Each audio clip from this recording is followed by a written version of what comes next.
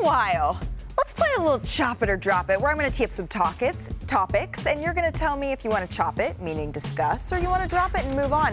We're going to start in the land, where Evan Mobley agreed to a 5-year max rookie contract extension that'll become worth up to $269 million.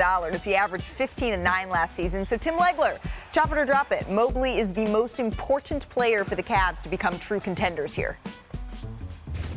Yeah, let's chop this up a little bit. Listen, I don't know that he'll ever be necessarily considered their best player if they're a contender, but I do know this. In order for them to be a contender, Evan Mobley has to go grab that extra offensive ability that I think we see in his potential. That means extending his range. I think Evan Mobley has the shooting mechanics that he should be able to step out more comfortably in the mid-range and maybe even on the deep ball. That'll give him more shot opportunities and make him a more dynamic offensive player. Look, I love Evan Mobley because he plays defense and his numbers are really good. He's super efficient. I just think there's got to be more there for him to grab offensively. He did thrive with Jarrett Allen hurt and out of the lineup, so I think another question for the Cavs is going to be, can those two continue to coexist, or will a choice need to be made there? But let's keep it pushing. Joel Embiid, his interview with the New York Times, it was full of interesting points and stories. But have you heard his thoughts on the GOAT debate? If I was healthy and all this season, that would be a different conversation, but... Is the implication that you think you would be in the greatest player of all time conversation without the injury problems? I think so. I think I'm that talented.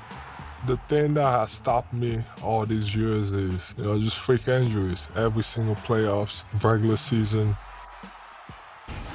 All right, Sinead, chop it and drop it. Embiid has a point about this GOAT debate if it weren't for injuries. I'm going to drop it because he has one of the best skill sets we have ever seen, especially as a 7-footer. But that is a big old if. That's a massive if. I don't know what they say. If were fifths, we'd all be drunk. That's a huge if. Even though I love his skill set, I'm a huge fan. Yeah. I'm sorry. I would agree with you. That is a big if. And longevity, when you're talking about health, that's part of being able to be available. That's a skill in itself. All right, let's flip it over to the West. I love, by the way, that you match the chop it or drop it.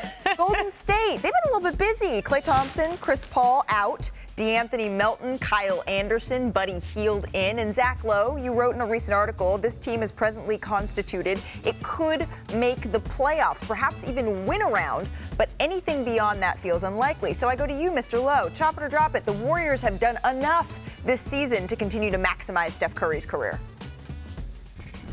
Let's chop it. It's the Warriors. We have to chop it. We're mandated to chop it. Look, it depends what done enough. What do you mean? And what could they have done? What's the move they could have made? Right now, they're not a contender. I don't think they're particularly close to being a championship contender, not in the Western Conference. The gap between Curry and whoever the second best player on their team is on a given night is just too big. But they're a good team. They're still a good team. That's a solid accomplishment in the Western Conference. It's just not, if your standard is contend for a title, they're not there. And that's why I think we're going to continue to hear them connected to Lauri Markkanen until that situation is resolved. And if it's not him, then whoever the next guy down the line is. So you think, Zach, that they're still sort of in these Lauri conversations? I do. I don't think those conversations are going to end until at the earliest August 6th, when Lauri Markkanen is eligible to renegotiate his contract and extend it with Utah and get a little clarity there, and then he could be traded before the trade deadline in that event. I think they like him. They like the idea of his fit with Steph Curry and Draymond Green as sort of a shooting center to replicate the death lineup they had all those years ago. But Utah's going to want a lot, and it's all going to come down to price. How much of our future are we willing to sacrifice for a team that may be really good, but maybe not quite good enough? It also depends how great you think that team with Steph and Markkanen and Green and whoever's left over. Is it a title contender, or is it just a really good team? Those are the toughest decisions for a front office. Tim, what do you think? Yeah, well, adding Lauri Markkanen would change the conversation dramatically, but I think really what this comes down to is this. Jonathan Kuminga, who took a huge leap forward a year ago, Zach and I are big Kuminga guys. There's got to be more there, though. There's got to be more progression. He's got to improve his ball handling, his ability to get shots off the dribble. This can't be it, what we saw a year ago. If he takes another step forward and gets up into that, 23 a game, 23 points per game, this kind of conversation, that's the kind of step that Golden State needs to really be relevant in the West. And also Andrew Wiggins. His scoring average has dropped every year he's been in Golden State, only 13 points a game a year ago. Yep. And I know he's had a lot to deal with on the court. He's had injuries. Off the court, he's had issues. If he can find something close to what he was when they won the championship in the postseason, right there will give you enough with the new pieces they've added to keep Golden State in the mix and certainly keep us talking about him. Well, to your point, I mean, that's probably why we haven't seen Jonathan Kuminga get that contract extension, at least yet, from the Golden State Warriors, even though he's eligible. I will say this. Since Buddy Hield came into the league 2016-2017 and made three-pointers, number one, Steph Curry. Number two, yes, Buddy Hield. So we'll see how that ends up working out. All right, did you guys, in case you missed this, did you see this? UFC welterweight champ Leon Edwards, he was out just for a little jog, you know, as you do. You just jog around a little bit. And he kicked a basketball full court for one of the greatest trick shots ever. Or what? I mean, is this real, Janae?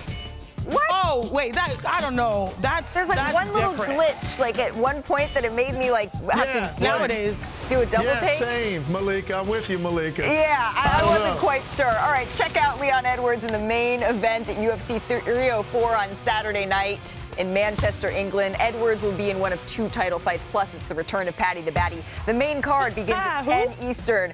Paddy the Baddy. Let's go. That's on pay-per-view with the prelims at 8 Eastern on ESPN2 and Plus. To order the main card in English and Spanish, go to ESPN.com/PPV. Shanae, do you think you can? Oh! That's not bad. Where's my rebounder? Yeah, where's Dev? That's pretty good. That's actually pretty good. I'm gonna work on it in the break. This is why see? Look at it, 3 rims and shoot for the middle one, as LeBron would say. Oh! I get it. I have every faith. We're going to keep working on this in the break. I'm going to keep filming it to show it back to you guys as we make progress here. We'll be right back. Oh, we're getting worse. No, we're not. Shout out you, sis. Always doing it for the show.